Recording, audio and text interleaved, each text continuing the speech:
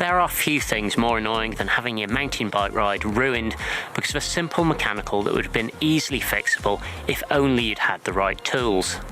That's why it pays to be prepared, whether you're going for a quick rip from home, a longer day ride, or somewhere a little bit more remote. In this video, I'm going to run through the sort of kit that I think you should put in your pack or on your bike for each of those eventualities, making sure that whatever the trail throws at you, you'll be able to get back safe.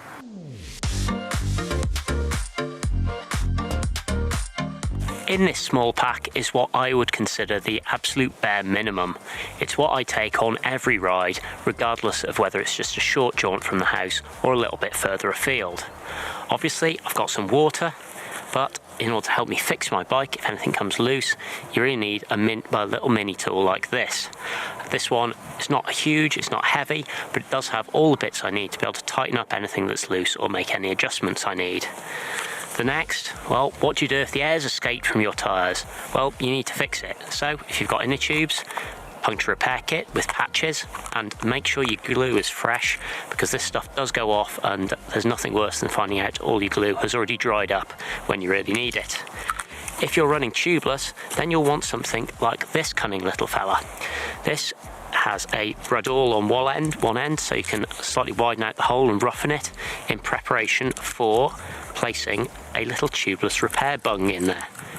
This has some in here, and just thread one of those things onto this, push it in, and it should stop the puncture in conjunction with the sealant in your tyre. To get the air back into your tyre, I would say it's worth taking a carbon dioxide counter, ideally a high volume one, so like a 16 gram or 20 gram item like this, because any smaller and you're unlikely to get enough air in your tyre, especially if you're running high volume tyres or you're running a 29er. Also, you'll need a little tubeless inflated bit, and whatever you do, don't just lob this in the bushes once you're done with it, take it home. That is about it. I was throwing some tyre levers too, just because they weigh basically nothing, and if you do need to wrestle a tube off, you got that. But that is what I'd take as a minimum. The other thing I'd always say that I take on every ride is my telephone. That's because if I do get into bigger trouble, I can ring someone. If I have an accident, I can do that. And of course, if I need to pose for any selfies or get KOMs on Strava, I can all do it via this. But what if you want to take the essentials but ride completely unencumbered by a pack? Well, don't worry, we've got you covered there. First up, you could use this small saddle pack. It contains all the things you'd need to take, but it wraps up neatly and then fits under the saddle using a dial to retain it. On some selected Merida bikes, there is also a special little pocket on the saddle here that slides a mini tool inside it, meaning you'll never be without it. Furthermore, there are these rather cool things that fit in the end of your handlebar. In this side, we've got a tubeless repair punch and also a little multi-tool. In the other side, there is a quick link plier that also has a magnetic retainer for a spare quick link. So, no matter where you go riding or when you go riding, you know you'll take the basics with you.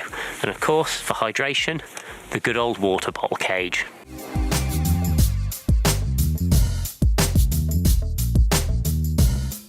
Now we move on to the day pack. This is what I take for a full day's riding, somewhere not too remote. But first up, I would take all the things we previously took, so multi-tool, tyre levers, tubeless repair kit, patch kit. I'd also add in a proper inner tube, just in case, a shock pump, just in case you need to pump up the shocks on your bike, a proper little mini pump, not just relying on carbon dioxide. I always personally like taking a tyre pressure gauge, but that's because I'm funny about getting my tyre pressures just so. Next, I usually take a little Ziploc bag to keep these things waterproof. In here I have, I'll go the other way, a bit of loo roll. It's really useful for cleaning your glasses, mopping up stuff, and also for being loo roll.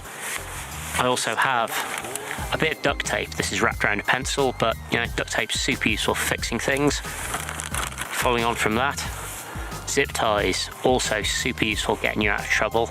You can also release a quick link with one of these if you know how, so that's quite a useful thing. Following on from that, actual quick links. So Here I've got both Shimano and SRAM because I have both Shimano and SRAM drivetrain bikes, so they're different quick links, so take ones that suit your bike in the correct speed. And I also take spare brake pads because in the past I've been caught out without any, well, my brake pads have died halfway around a ride.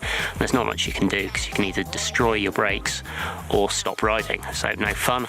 And also I usually take a spare derailleur hanger just in case mine gets bent. I can replace it and certainly bodge them and they'll get me home on all my gears, or if not that, then most of my gears. On top of that, I would probably add in a few more snacks. In this, I've got a proper water bladder, so a fair bit more water. That can be in addition to your water bottles, but that is what I generally take for my day's riding.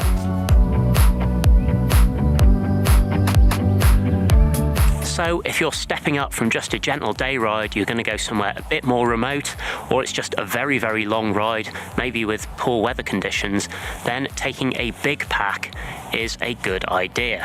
What should you put in it? Well, I'd say all the things that we've previously spoken about. If you're going somewhere particularly rocky, maybe consider a second inner tube.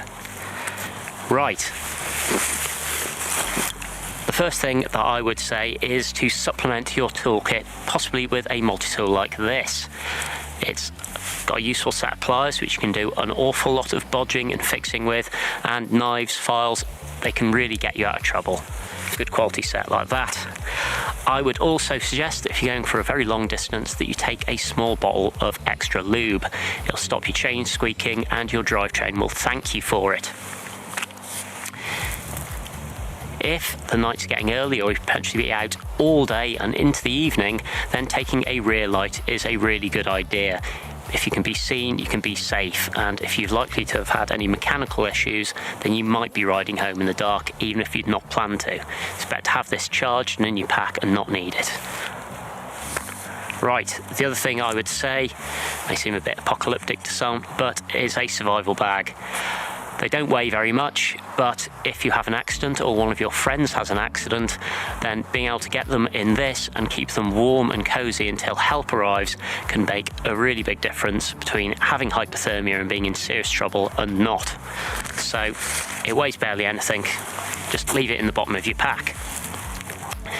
On a similar line, better to plan for the worst and not have to do it.